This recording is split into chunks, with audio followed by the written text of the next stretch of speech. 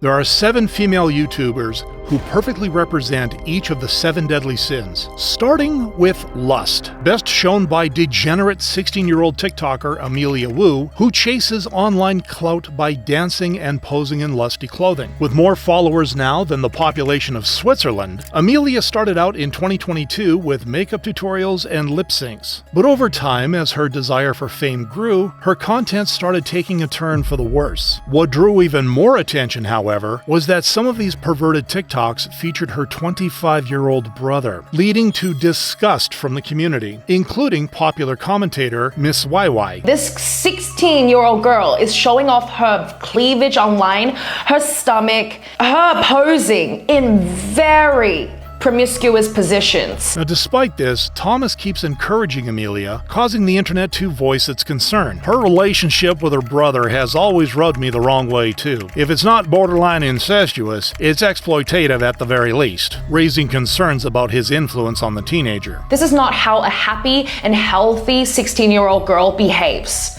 right? Don't be fooled by the smiles and the dance moves and the quirkiness and the trendiness online. Look deeper than that. But the criticism hasn't held Amelia back as she continues pumping out depraved TikToks with her brother. Their lust for online fame, however, pales in comparison to the gluttony of Ashley Barnes, a 17-year-old TikToker whose reckless and obsessive sexual acts were brutally exposed by a fellow influencer. More of those things, more shots, 2 things of sex, like handcuffs, and then she has pheromone spray. That's what she kept spraying all day. Before her depraved actions became public knowledge, Ashley looked like just another teenage influencer sharing life advice with her 2.5 million followers. But this image would fall apart in July of 2025 when a few of her former friends came forward with a disturbing story about her while she was making content in LA. We were the closest people to Ashley, her ex-girlfriend and her best friend, and we cannot believe she would do this stuff to her friends.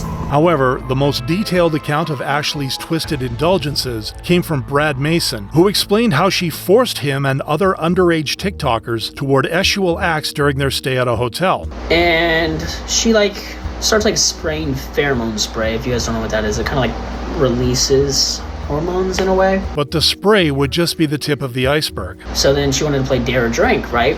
And then she kept wanting people to make out with everyone. And we're like, no. Now, despite these protests, Ashley continued making Brad and her other guests uncomfortable. She changes into really, really small shorts, right? The whole time she's the whole time while this truth or dare thing goes on, she's spreading her legs open, all that stuff, lifting her shirt up to here, But Ashley's actions would only worsen after she crossed a major line with Brad. And then she gets into my bed, and I'm just bro, I'm trying to act like I'm asleep, and I get away from her. This idea of Ashley forcing herself on people would also be echoed by fellow TikToker Capri, who was present with her that night. I grab her, get her off. Stop. I have a girlfriend. Okay? Sits up again. In my shirt. I'm like, oh no. Bro, stop that shit.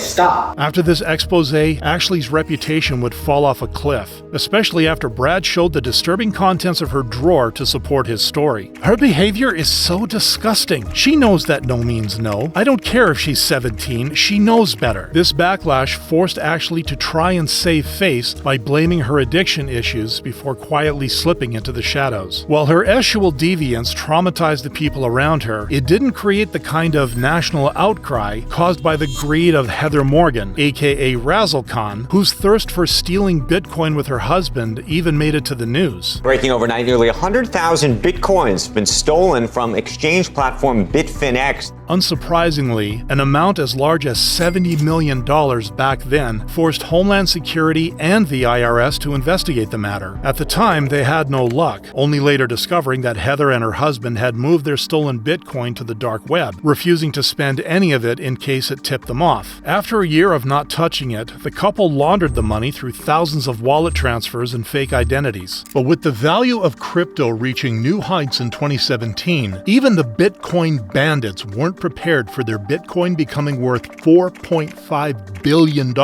making it the biggest heist ever in U.S. history. Fortunately for the government, Heather, in the middle of this billion-dollar operation, decided to expand her social media presence using the stolen funds. Never been paying much for romance. Rather do my jerk-off dance. In the end, though, it wasn't the terrible music that led to their downfall, but a single online purchase that the FBI traced to their Bitcoin accounts and home address in 2022. After getting arrested, Heather would be hit with an 18-month prison sentence, temporarily pausing her social media dreams. This was still a relatively soft punishment compared to her husband's, who faced 5 years of jail time since he masterminded the crypto hack. But while Heather's fortune was undone by her greed, some YouTubers don't even want to make an effort. Like Nadia, the self-proclaimed best Warzone player, whose sin of sloth led her to hit rock bottom after she got exposed for cheating her way to the top while pretending it was all skill. I'm better. No, but I'm better. Before crashing out, Nadia was one of the fastest growing streamers, building a loyal fan base through achievements that felt too good to be true. This level of success would come at a cost, as viewers soon began suspecting of her using hacks and aimbots in one of her streams. But when she was confronted about taking the easy way out, her response just intensified her guilt. I feel like there's just like no information though.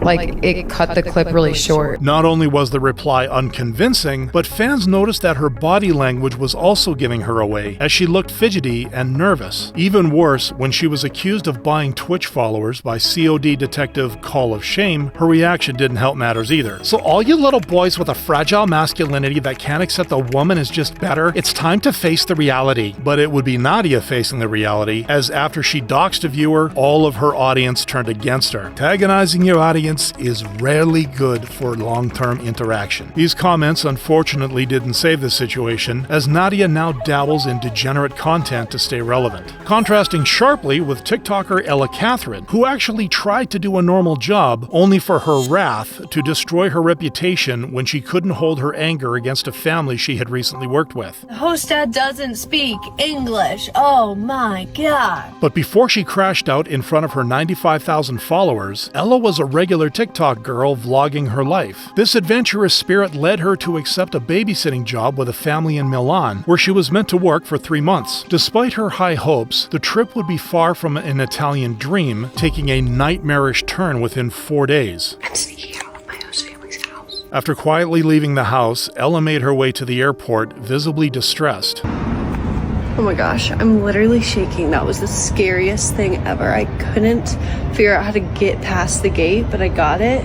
And carrying all these bags, it's kind of scary. I just hope the train comes soon. But while her anxiety in the moment was clear, her reason for running away in the middle of the night remained a mystery, until she sat down to explain a few days later. The host dad spoke no English at all. He spoke as much English as I speak Italian, which is none. But instead of getting sympathy, the internet rightfully called her out. First red flag, becoming an au pair for a foreign family and not learning the language. Besides the language barrier though, Ella was also bothered by the host mom frequently yelling at her for slacking off. She raises her voice again and starts telling me that I need to be reading to the host child, I need to be teaching him English, interacting with him, and again paying attention. As a result, the cultural exchange babysitter would quickly lose all patience with the family. I just needed to get out of the house. I felt super trapped. But once again, the community would rightly ridicule her feeling of entitlement. She thought she was going on a vacation, fall in love with a mafia boss, and lose herself in the city. So after her unjustified wrath against the host family, Ella has now left a bad taste in her fans' mouths, which is something that the 13 million followers of Nevada, TikTok's queen of envy, can relate to after she started doing shocking things to achieve her dream body. Before this day,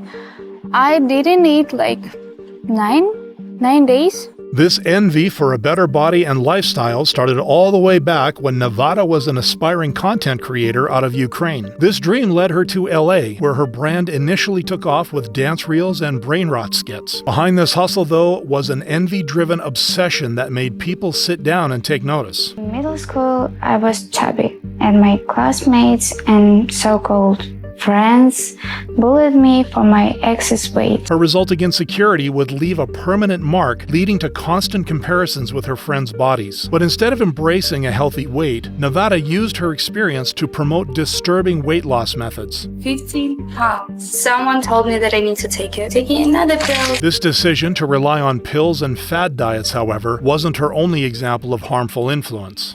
Cheers. I'm obsessed with Red Bull, and I don't understand why. For me, it's like addiction.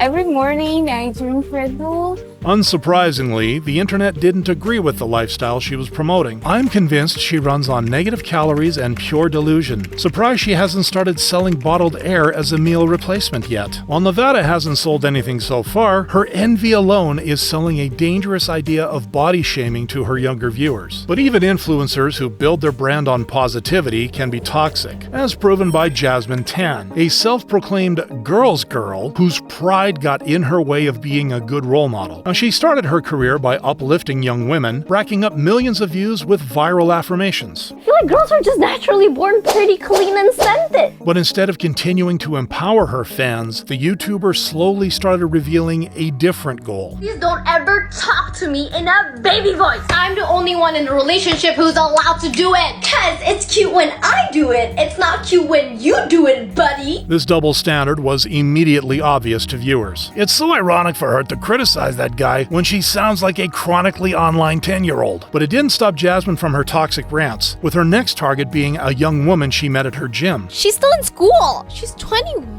Why does she look like a mother of two who responsibly files her goddamn taxes? The way she uses moms as a way to call someone ugly is actually crazy. Having kids doesn't make a woman ugly. Instead of apologizing, Jasmine responded to the criticism in her own problematic way. But this has only accelerated her decline, with her views taking a big hit in recent months, making Jasmine yet another female content creator whose sin ruined her career.